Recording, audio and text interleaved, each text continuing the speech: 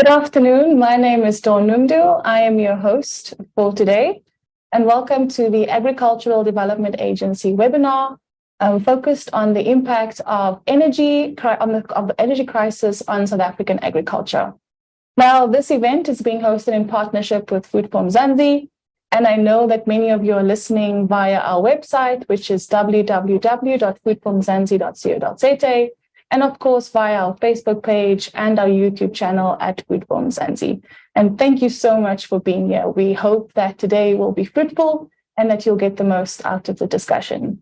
Now, I think this topic really needs little to no introduction. If you're a South African citizen, you're very familiar with our ongoing energy crisis and rolling blackouts and President Cyril Ramaphosa's declaration of a state of disaster to try and deal with the crippling and unprecedented energy crisis. Now, we cannot ignore the on our farmers.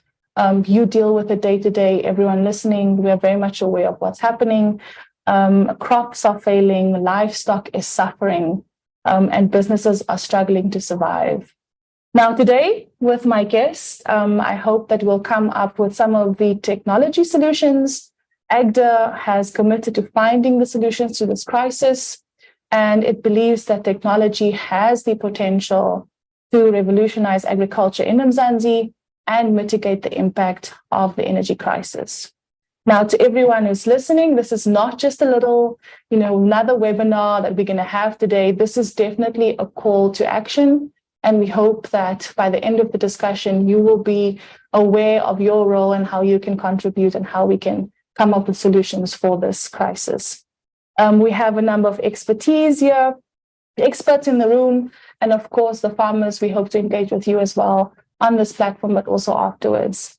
I'd like to now welcome my guest. I have with me Theo Boshoff, who is the Chief Executive Officer at Agda. Thank you so much for being here and welcome. Thank you. And then I also have Mike Levington, who is the CEO of Hydrogen Energy. Thank you so much for being here. I'm happy to be here. Now, I want to read your bios, but I don't know if that's necessary. Must I give a little bit of information? Maybe you can tell us as a start, maybe just a little bit about what you do. Okay. As we start the conversation, and then we'll take it from there. You want to start? Right. Cheers. Go ahead. My name is Mike Levington. I am the CEO of Hydrogen Energy. I also am the CEO of a solar PV development company called Kabi Solar.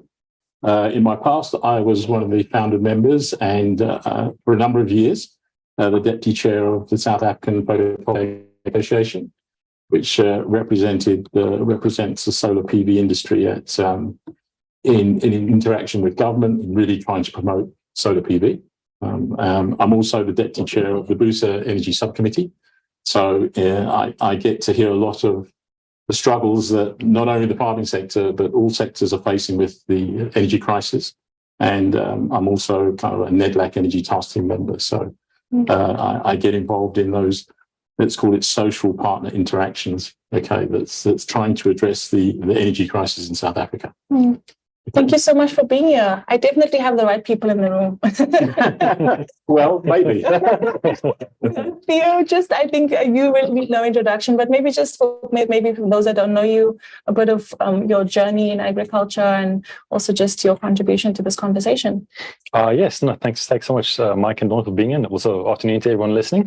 So my name is Theo Boshoff, CEO of the Agricultural Business Chamber, Agda. It's, for those that don't know, it's an industry association representing roughly just over 100 agribusinesses as well as commodity associations across South Africa. So we focus mostly policy and legislation, also work very closely with Mike, and the Busa Economic Policy Committee and all of these sort of issues. But I think the relevance probably for this conversation more recently is we were asked to lead the energy sort of response task team by Minister Didiza, Minister of Agriculture, at the beginning of this year when the crisis sort of started to hit. So our focus was mostly on kind of adaptation measures and trying to figure out ways in which the agricultural sector can kind of buffer themselves or at least ride out the current energy challenges. Now, as a start, in the Southern African agricultural sector, where is energy most required? I'd just like to maybe give a broad overview for the context of the. If you could talk about specifically for developing and small to medium farming enterprises within Southern Africa. Mike, would you like to start? Oh, I think that's probably one that's probably Theo could probably answer much more expertly than I do. But if you start there, then I'll chip in afterwards. Okay, yeah, maybe you should go. No problem. This is actually quite an important thing, and if I can expand it a little bit, when we started with this task team and the minister called us together in January, the first thing that I think I wanted to know from cabinet side as well is, what's the impact going to be on food security when we reach we hit this in level 5, level 6. So with assistance, of BFAB and the expert researchers, we also sent us an industry-wide questionnaire to try to find out what the impact is, who can mitigate, who can't mitigate, what are the kind of intensive energy users.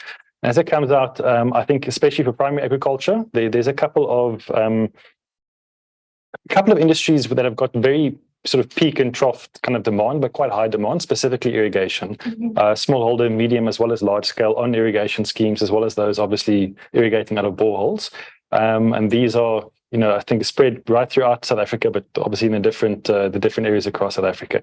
You also got relatively energy intensive agricultural operations, which unfortunately is not peak and trough, which makes it a little bit more difficult to manage and not as concentrated. The likes of dairy, where of course, you need to cows need to be milked 3 times a day. It immediately needs to be cooled down for the food safety elements. The likes of aquaculture, for instance, there's a number of these that require constant energy supply. Going then up in the value chain, I think that's also very important to understand. So many commodities, whether it's fruit, whether it's dairy, whether it's meat, relies on an uninterrupted cold chain. So going up the value chain, you immediately start thinking of cold storage, for instance. Then you've got the processing side, and these are typically quite embedded in small towns in municipal grids, the likes of soybean crushers, silo storage complexes, for instance, the processing side of it as well, millers, etc. Even on the input side, the animal manufacturers, the packaging manufacturers. So looking at the whole value chain, it really is quite widespread. And I can maybe just say, the biggest impact at the moment, and when we did this survey, it does seem that most on a macro scale, not on a micro scale, because of course there are many producers for financial other reasons that simply don't have an alternative. But most people through diesel generators, etc., are managing to survive in terms of that. We didn't foresee, except for a couple of isolated instances. For instance, with packaging, there wasn't enough packaging that we had to import some. But for the most part, the production managed to carry on. But it's got a huge cost impact. Running diesel generators, obviously, that through that knock-on effect and up the value chain, eventually ending up with consumers. So the food security risk really is sort of impacted, I think, mostly in the price of food and contributing to that food price inflation. Yeah, just on a point, Michael, give you a chance now. Okay. One of the farmers that we spoke to before the discussion was Roland Trout. He's a farmer from the West Coast in the Western Cape, and he farms with pigs and protea flowers. And he said that when it comes to load shedding, it always happens to be with the cold chain and that element of it. And so that's often overlooked. People talk about, hands-on farming, what's happening on farming, but there's so many other aspects. And I think, Mike, you wanted to specifically focus on Yes. I think maybe to add to what Theo said, I think one of the complaints that came through to me when talking to some of the other sectors was the unpredictability of when load shedding was going to happen on a daily basis. And I think particularly for the farming sectors that use those big pivot farms, suddenly you're being load shed between 10 and 12, or sometimes you'll be load shed for 6 hours. Yeah. Okay. And it makes it almost impossible to manage your irrigation process. And as I say, it kind of then goes up the food, up the chain to, and I've heard this more and more from, say, the commercial property sector, but I'm sure it affects farms the same, is that, yes, maybe from even 5-10 years ago, farmers may have put in diesel generators, but you only ever intended it and been told to expect to use it for a very small amount of time. Yes. And now you're suddenly finding you're having to use it every day. That has a huge impact, in terms of your fuel bill, and it's now become unsustainable. Firstly, I suspect many of those generators are operating, as Eskom does with theirs, outside of their they're meant to be operating so many hours a day or so many hours a year. And then, of course, you've got the primary energy cost of fuel. So I think for a lot of sectors, you're saying, right, I have to take a view on how long will it take for load shedding to end. Yes. Do I listen that it's going to end in 18 months? Or do I think it's going to be 10 years? Because ultimately, if you're going to go and buy a new generator or go into putting solar PV, you kind of want to make sure that it's actually worthwhile doing. Okay, so part of, I think it's important is that, government gives us a far more sort of honest and a frank view on how long it's going to take and how we're going to solve it. Because then I think it allows people to kind of manage their days and manage their future in a far more predictable and informed way. And that's hopefully where Theo and the rest of the task team comes in, to be able to put those steps in place and to have this outlook further along the timeline. Indeed. So all the best with that work, Theo. Now, I mean, we've had this conversation numerous times, perhaps not with people in this room, but people have spoken about the issues. And agriculture, as I said before, is affected, but it's also being affected globally. So it's not just here, it's not just our context in this country. And it's not just the climate crisis, but it's also the energy crisis. Now, if either of you could solve this problem, what would you sort of focus on specifically? I think Theo started first, so Mike, I'm going to give this one. Let Theo and Mike. Let me see if I can be controversial on this one. I would say one of the things we've only woken up to in probably the last 2 years in South Africa.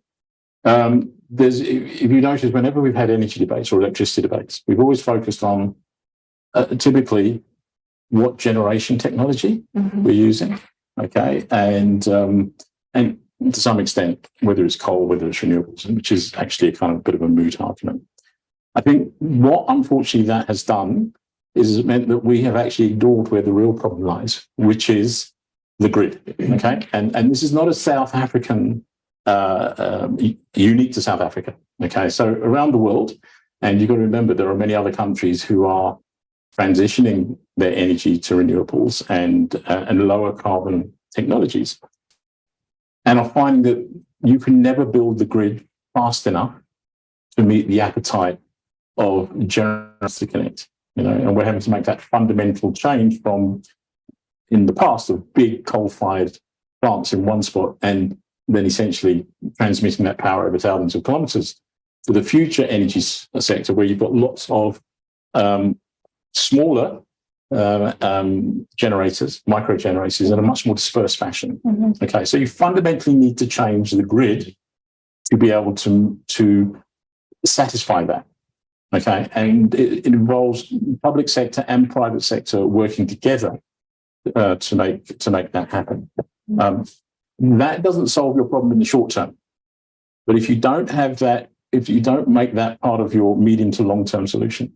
And I think particularly for farmers, that you tend to be, in many cases, on the end of some probably 33 or 11 kV lines, with maybe 5 or 10 farmers on it. So your supply is typically not very clean.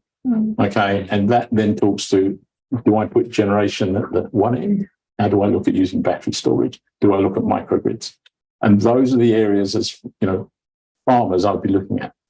Understanding the way that we've changed legislation. So we've now made it possible for, self-generation to be done in a far more simple way in terms of registration rather than licensing. So the legislation has been changed. It's really about farmers, all kinds of business owners, being able to do the sums ultimately, because in the end it has to make sense from a rand and cents perspective of how much do they take control, okay, of managing now what's becoming a very key aspect of your business. Yeah, no, definitely. Now, I mean, we can obviously touch on how we can unpack this and also timelines and how do we get the necessary people to be able to address what you're saying and making that work in the long term. But maybe, Theo, your thoughts on this and what Mike is saying specifically. Do you agree that that's the best approach, and what would your approach be? Yeah, no, definitely. So no disagreement. But I think maybe, the approach that sort of we're following is slightly different, simply in the sense that sort of Mike and the energy experts, they're trying to find a cure for the problem. We're just trying to treat the symptoms of the moment.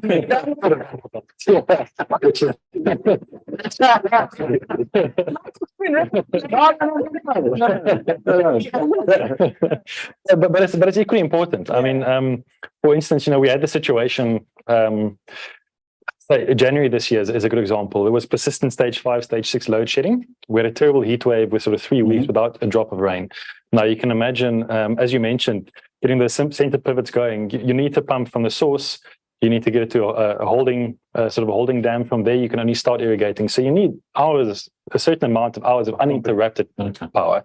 So not just hours in a 24-hour sort of period, uninterrupted power. So ultimately, what it comes down to is predictability. Trying to get load shedding a little bit more predictable. So in primary agriculture, what we've tried to do, and as I mentioned, BFAB helped quite well to do this mapping exercise to see where the irrigation hotspots in South Africa. What I mean by that is where can you almost make the assumption that 60, 70, 80% of customers on a substation is irrigation farmers that would all have very, very similar kind of energy needs.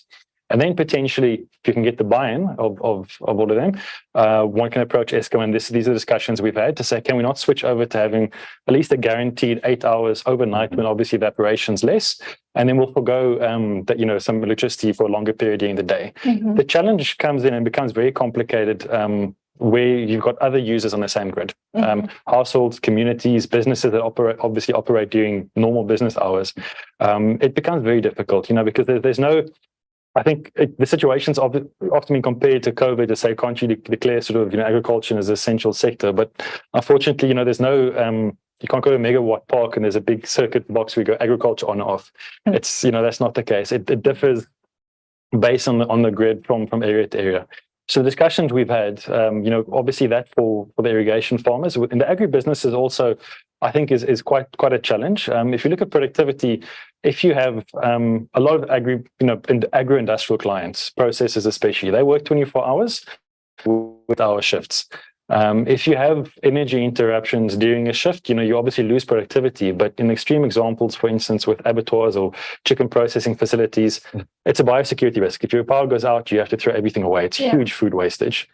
So these are the sort of real examples that we're trying to find workable solutions. Now, again, having either load curtailment, where you don't get load shed, but you voluntarily reduce your energy consumption by 5% for each stage of load shedding. So you determine yourself what is vital, what is not vital. So you can, adjust your output accordingly.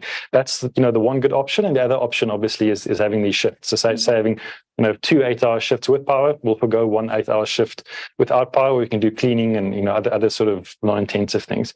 So that's a discussion. It is a band-aid approach, but just the urgency, I think, is really it also merits it to try to get these discussions going. Once again, it is a challenge, especially where you are tied on the grid with other users that don't have the same energy needs as you have. So what we're currently underway, again, the STARS team consisting of farming organizations, BFAB, government, NAMC, and ourselves. We've now agreed with Eskom to identify a number of different pilot projects, areas, so a farmers district that will pilot an irrigation district, some agri-businesses that are either grid tied or those that are investing to try, in their own line to the substation so that they can actually be, not tied to, or their schedules can be different from their neighbors. These are the sort of real problems, I think, that we're trying to find makeshift solutions for, but really it's a band-aid approach at the moment. Yeah, and Mike, you can probably give some more comments on what Theo has been mentioning. Maybe just an idea of timelines. I know how possible is it to put specific timelines on these processes if those pilot projects are undergoing, if it's happening right now. What can we realistically see happening within the next 6 to 12 months? If that's a Band-Aid, will that Band-Aid stay there for a while? And what can happen moving forward? Look, I think, we've had the Energy Action Plan, okay, and it's taken probably a few months to get momentum. Policy change can often come with quite a bit of inertia at the start, but you're starting to see some changes, okay. And I think ultimately what you've got to look at is, if you or I wanted to put solar PV on our own roofs, well, you can have that on in a week. Yeah. Okay. To be fair, when you build the projects that we typically are looking to build, which is the sort of 100 megawatt to 200 megawatt projects, you're talking about a probably 2-year process. Okay. In terms of permitting, funding, and connecting to the grid. But typically, I would say those are happening, in the national programs. Okay.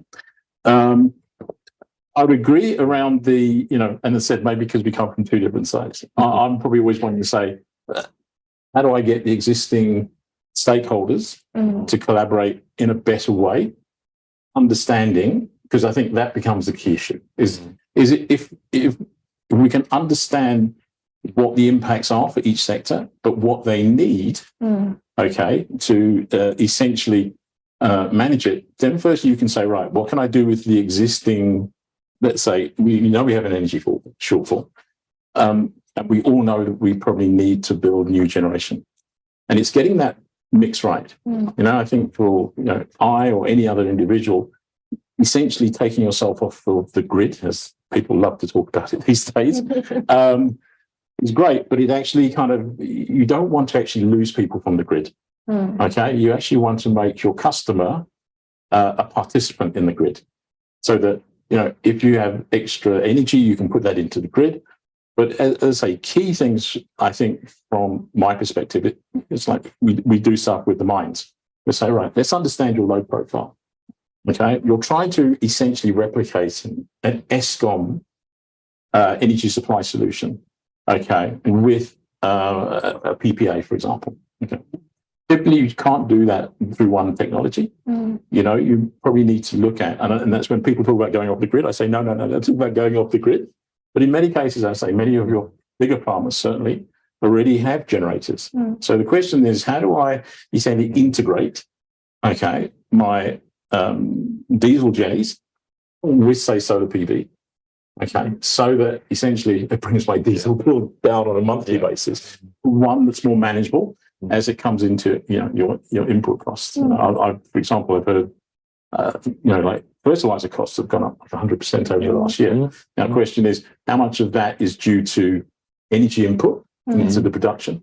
And as I say, it finds its way into your business probably in ways that you don't actually realize sometimes.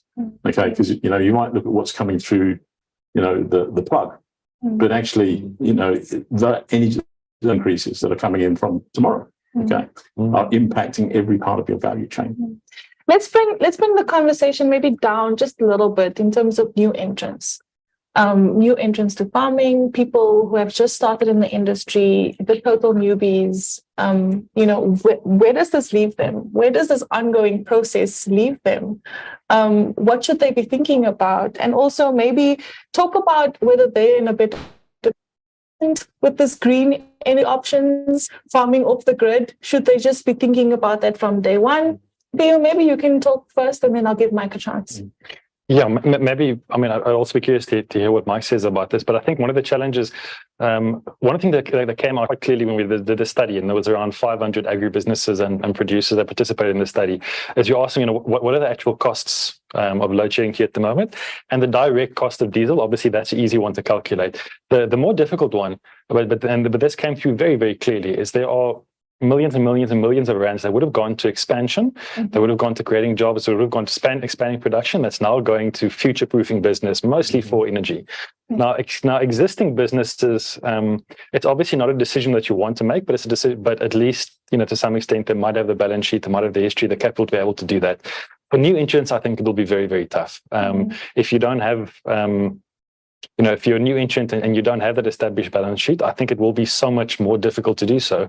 Again, it also completely depends on the type of farming enterprise. I mean, for instance, if you are a new entrant and you're going into, you're setting up a broiler house with chickens, energy security is so vital. There's no way you can go without it. You have to factor that into your costs, having some sort of backup generation capacity, because if the power goes out for even a couple of hours, you're going to have real bad consequences. So I think it's a tough one. It's probably one that I would think for, there might be opportunities. I'd be interested, to hear if there are opportunities, but I think there definitely is adds an additional sort of barrier to entry, if I can put it that way, for new entrants.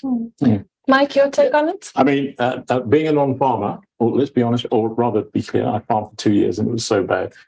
Other side of the world. I tried farming for 2 years and in Hungary, and I said no thanks. But I mean, it's for me, I think it's a challenging sector to be in, particularly if you're a small farmer coming into it. One of the things I always like to say that as a farmer, you are exposed to so many things that can essentially destroy the economics of your business.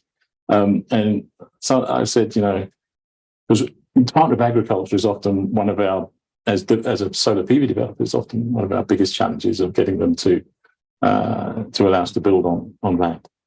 And I always say, well, listen, actually, solar PV is just like farming the sun.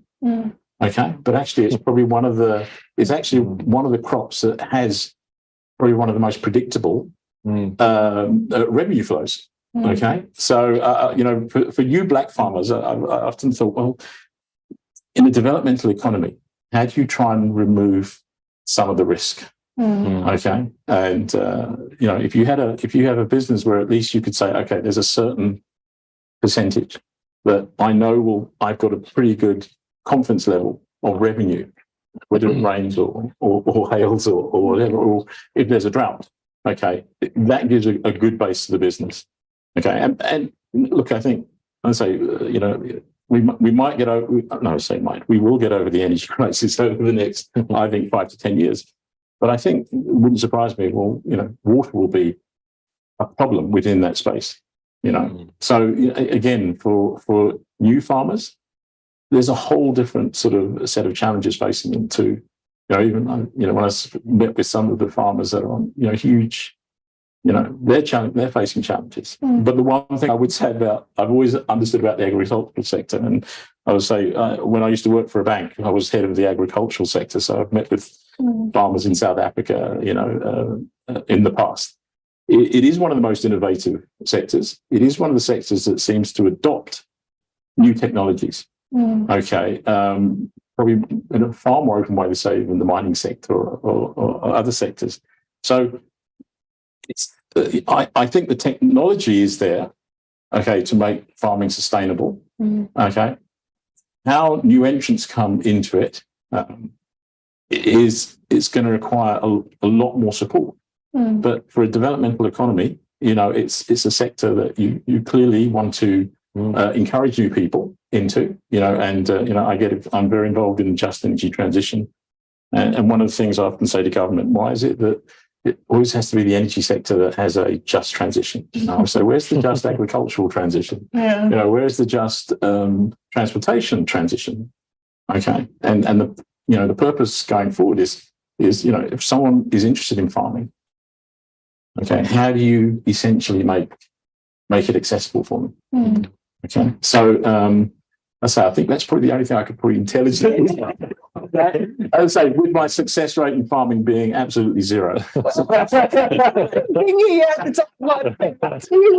the energy discussion, so good. Don't worry. One thing I can maybe ask, it came to mind now. It's not my own sort of knowledge, but when I was speaking to one of the engineers from the agribusinesses assisting us on this task team, he was actually saying when they designed for the sort of that agribusiness, their renewable energy solutions, the very first starting place, as you said, you have to go through measuring your consumption as accurately as you can, and go through with a fine-tooth comb, go through every single aspect and see where you can reduce your consumption before you think about it going sort of renewable. So I suppose one advantage with a new entrant is from the start you can try to the extent that it's possible, design your enterprise to be as energy efficient as possible. No, that's good. Look, energy efficiency is always, I think, the area we don't focus on enough in South Africa. I remember when we had sort of the first bout of load shedding in 2007, 2008, and all the intensive energy users sort of entered into an agreement with government on that original kind of curtailment of 10% to help load shedding.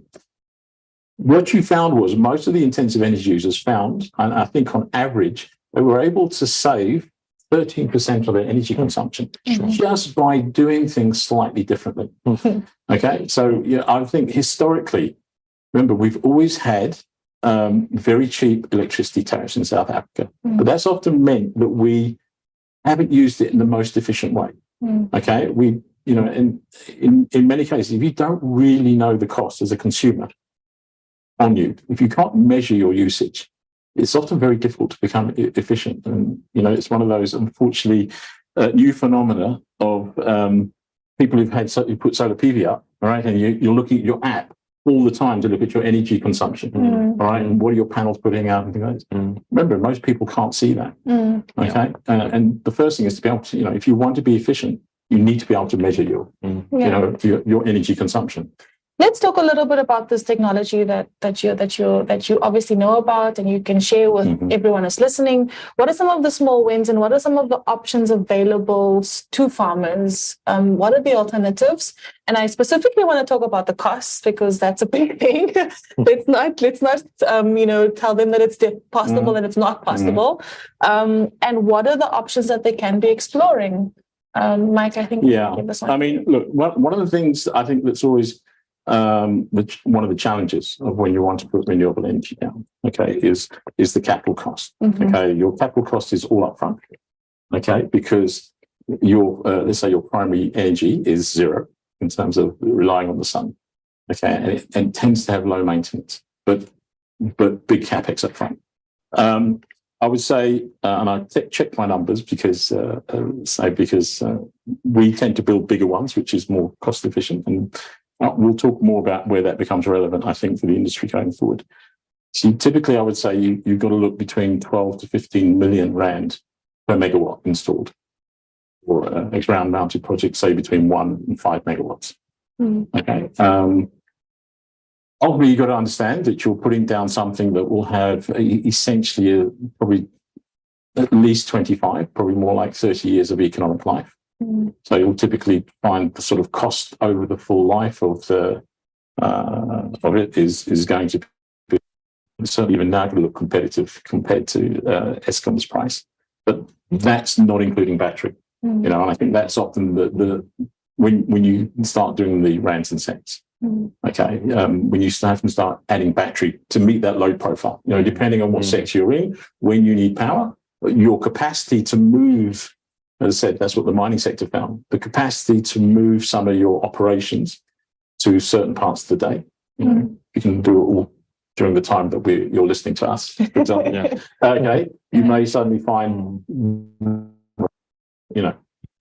sometimes it's difficult to tell nature what to do, right? But the costs are coming down all the time, and ultimately, it's a decision that, if you're a large enterprise, may be easier to make. I know some of those farmers are very used to making big capex decisions. I think for smaller groups of farmers and cooperatives is if they can find ways of essentially clubbing together to find a way of solving their energy. And the other part of it needs to be a recognition, I think, by government that it is a critical sector. Okay, and there needs to be that support. Okay. To some extent, you may say it's part of the just energy transition by making these sectors accessible, and the skills training accessible for people to move into this new types of farming. And so, particularly when you're now having to start very carefully thinking about water scarcity.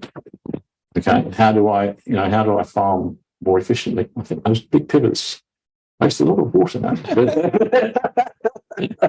But ultimately, it's going to be about new types of farming. Okay, it's about that forward-looking farming. Okay, the other thing that was always interesting to me, and this is a story from the days I was in coal mine, and we were owners of a mine outside Carolina, and it was open cast. So what would happen is you take away all the soil, okay, take the coal out, and then you'd re-soil. And we had a very innovative CEO of a mining company. I think everyone in that area and their father and grandfather had grown maize. But he went off and found this agronomist to sort of say, what alternative crops could I grow, okay, that would be of higher value? And for some reason, he found that actually you could grow strawberries because everyone these days wants strawberries every day of the year. And there's a period apparently between October and November where in this area you can grow strawberries. But because and you have to grow it under tunnels, but it's highly job intensive because you have to hand pick. Okay, and we end up talking to the largest strawberry farmer in the world in Scotland to set something up. So as I say, I think if we can apply innovative thinking to it, maybe there are other crops and higher value crops other than what we're doing as long as it doesn't affect food security. But that's just me being. That's me as a non-farmer talking about farming. So maybe be careful with that. It's relevant. And I think a lot of what the conversations that I've had with many farmers, they are future focused. They want to look at what the alternatives are. They want to make sure that the next generation can farm, maybe not in the same way, but better. So I think I had an interesting conversation around, alternative protein, more honey worms, all of these other things that we could be doing. That's not now. But also immediately say something like solar pumps. I would say on some of those where you have to pump consistently. Yeah. Okay. I mean, I think you find that maybe your pumping costs. Yeah. Okay. And those may be things that you can sort of in terms of short wins. Yes. Okay? But firstly, the ability to do an energy audit, to understand as a business, when you have, if you look at, for example, deep level mining, the contribution of electricity deep level mining rose from something like 4% in 2003 to now 29%. That fundamentally changes the economics. It's particularly if you either have to pass that on to the customer, okay? You either have to reduce your own costs, and that often means retrenchment, okay? Or it puts you out of business, okay? So one of the problems I think of this, the way now we're going to probably go through a period of higher than CPI tariff increases is the capacity for these businesses, and particularly how electricity feeds indirectly into your business is, can we produce food that's affordable? Okay. Right. Because that's often the key thing. It's not so much about what's the cost of generation. It's what's the cost of delivering that megawatt, okay, to a business, okay, that's got to produce food, that's actually got to produce water, that's actually got to produce fertilizer. Okay. And can the market stand that price increase? Yeah. Theo, maybe just your take on this question specifically, and specifically around the task team and what you guys are thinking in terms of this. Yeah. Yeah, no, definitely. Maybe before I get to the task team, it was very interesting. I'm not an expert in these sort of things, but I had such an interesting, innovative idea the other day that a farmer came up with. Instead of battery storage, they were essentially pumping water and using that as storage. From a lower dam to a higher dam. That's what Eskom does. Okay. Well, exactly. And there's discussions that you can do that with deep level mines. Okay. By essentially, and there's gravity energy storage, where you put essentially big blocks and you drop it down a long shaft. Wow. Okay. So these are happening elsewhere in the world. Okay. I think maybe towards the end of the conversation, we'll talk about these best practices on a global scale and how we can possibly bring that home to our conversation. But yeah. Yeah, sure. Yeah, if I can answer that, Dawn. So, like I mentioned, the two big areas that we focus on the task team was, the first one, obviously, emergency sort of measures to make it load shedding more predictable. The other aspect was obviously reducing the cost of business. Now, the diesel rebate, that was fortunately and thankfully announced by the Minister of Finance in the budget speech. A lot of work went into that. There are some challenges. The recent the specific rules regarding who qualifies, who doesn't qualify, the admin. I mean, those inputs are due tomorrow, actually, as it comes in next week. But there are some challenges because it doesn't take a whole value chain approach. It's very specifically focused on manufacturing for human consumption. So the whole value chain, animal feeds, these things might be excluded. So those are some of the challenges. Looking at what was announced specifically, the rebates, etc., for both for diesel as well as the solar rebates, I think it's positive. But the challenge are those is not going to address cash flow constraints. It's something you claim back against your tax if you're making a profit, and it's something that obviously the benefit is delayed. So really the affordability challenge from the start, if you don't have that capex, especially as a new entrant, that's a huge challenge. So the thing that not just the agricultural sector, but I think the banking sector is also looking at is something similar to what we had with the COVID bounce back scheme, a type of macro blended finance mechanism. I know the Department of Agriculture, and we've also been in discussions there. Obviously, it's an internal governmental thing to see how much budget and where they get the budget from. But specifically for the smaller producers who don't necessarily have the capex, who don't have the balance sheet to borrow necessarily, the money to install their capex in the short term, if they can't have a blended finance scheme specifically dedicated for that to help smallholder farmers. And I think it is a good idea. We do have the existing blended finance scheme with the IDC and Land Bank for transformation. hopefully it will be extended to the commercial banks. So there are some discussions taking place, hopefully to create a niche product within that framework specifically for renewable energy. So we hope that'll come to fruition. But of course, it's got a big fiscal implication for government, and that's something that on a high level they'll have to sort out. Look, I would say, and you're seeing it start to come into the residential solar sector, is you're seeing companies now offering solar leases. Okay, so ultimately, instead of you having to own, the infrastructure, you can lease the infrastructure, and it's at early stage. I think, look, which we call it, let's say, asset-based financing, has been here for many years in terms of vehicle finance. Okay, as long as there's a residual value, on you, typically you can find ways, I think, that can reduce that cost, to businesses and to farmers. I think we just need to often I find in South Africa, and being an ex-banker, you kind of have to get to a crisis, to get banks to kind of focus on this. 2 years ago, if you'd gone to most of the banks, say, why don't you offer solar loans for houses? Because surely you're putting your householder in a far more secure position, because now his electricity costs going forward, her electricity costs going forward, are far more predictable. So that puts from a credit perspective, it puts your essentially customer in a far more in a far better position. Now everyone's. But you needed a crisis. And often that's unfortunately for me, that's often the problem in South Africa. We often only move when we have a crisis. And then the disaster, we do something. Right. And to go back to what you said, now we've changed legislation. So, any farmer can put up, his own solar behind the meter and sell. But typically you want that to happen and allow the market to come in by design rather than by default. Because often you find when markets develop by default, you don't think through the whole system and the implications it can have.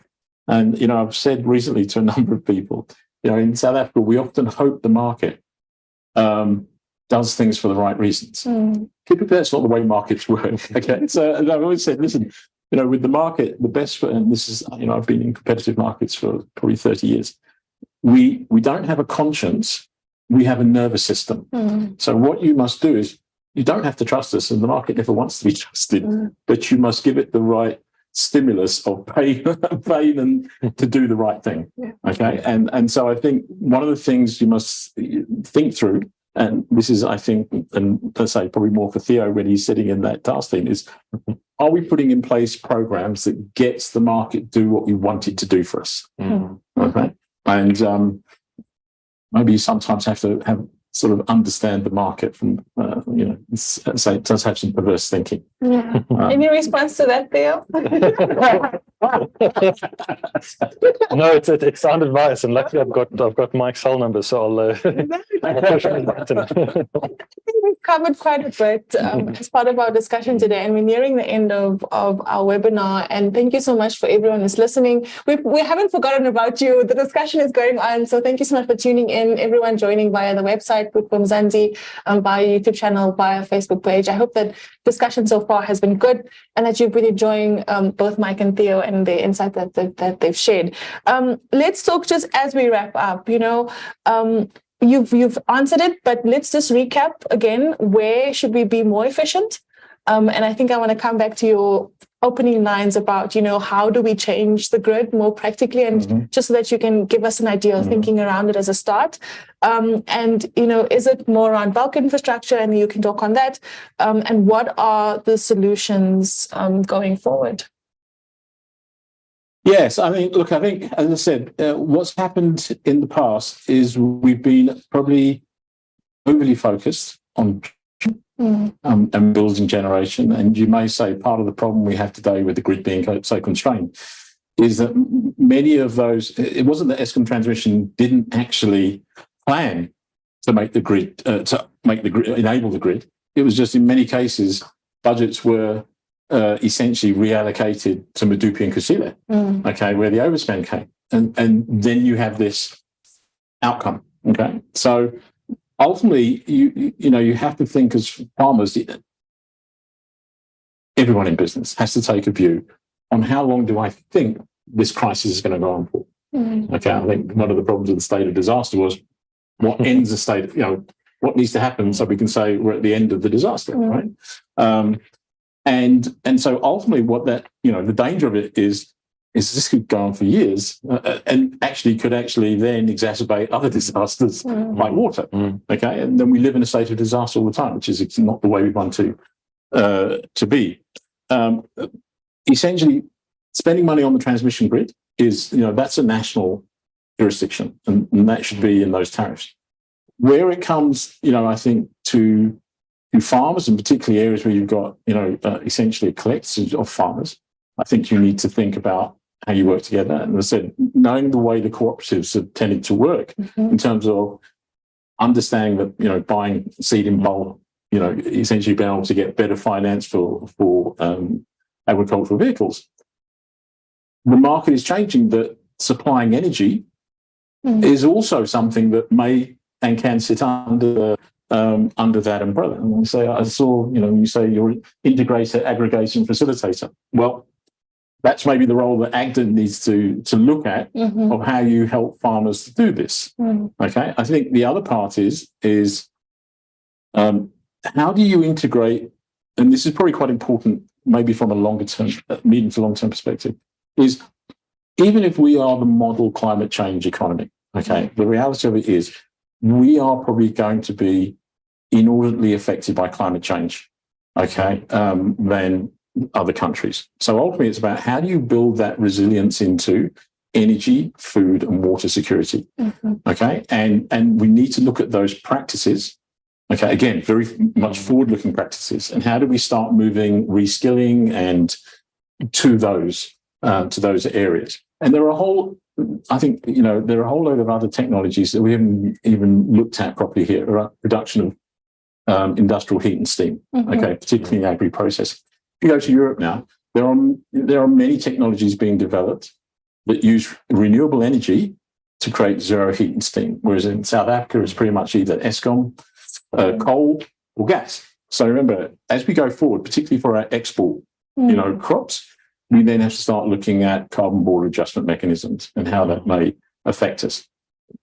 That's probably something we're not going to think about over the next couple of years. But what we also need to make sure is that we don't make panic short-term decisions that take us down a cul-de-sac, okay, that then doesn't allow us, okay, to do the right thing in the medium to long term.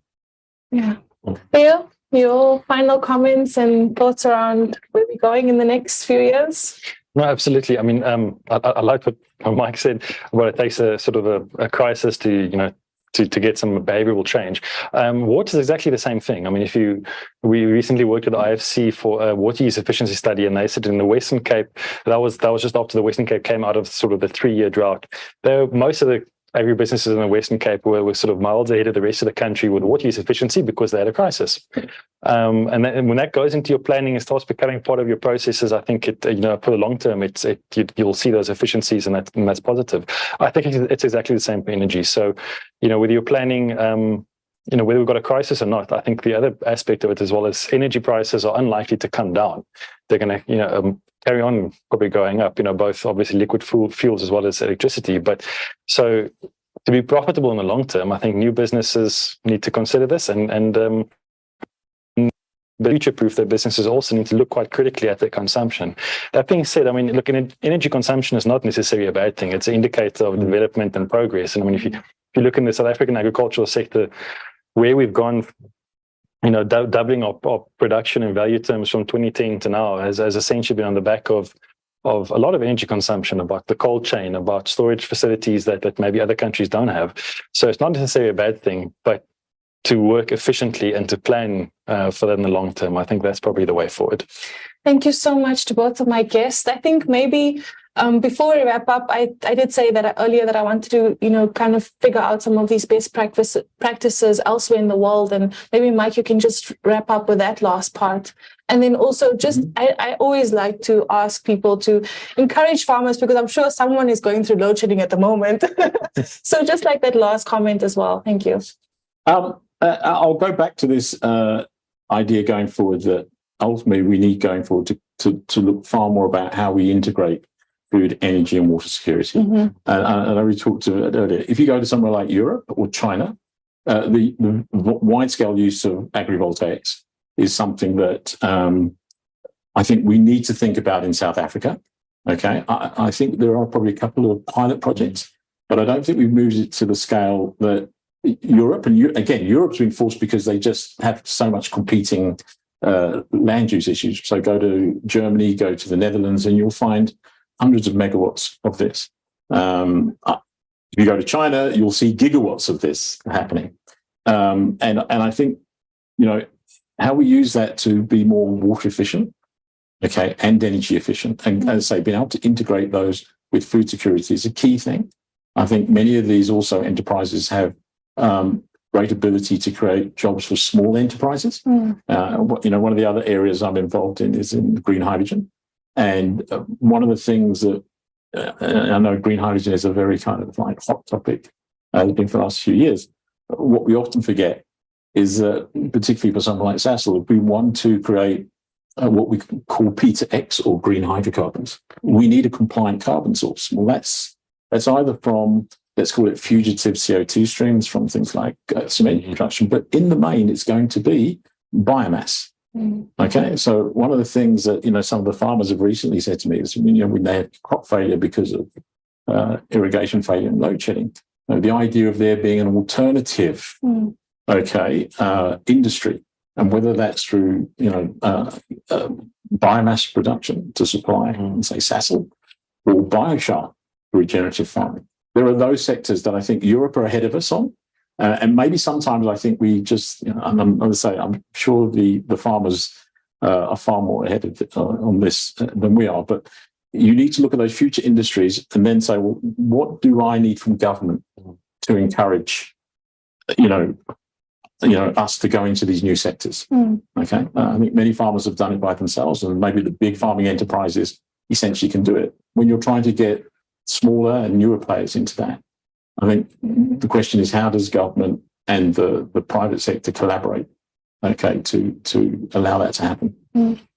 Thank you so much, Mike. Theo, maybe just your last and final message to people in your network, the farmers in your network, the commodity organizations and everyone, as we wrap up. Thanks. Okay, no, thank you. I think, as I mentioned, sort of planning for the future and efficiencies is probably the most important element. Maybe, from a commercial point of view, maybe just, in the short term, with the kind of work that we're trying to do with the task team from a national level, the best that one can do through making inputs to disaster regulations, through everything we're doing, is to provide guidance on a national level so we can have certainty about the criteria, so we can share some best practices, some options.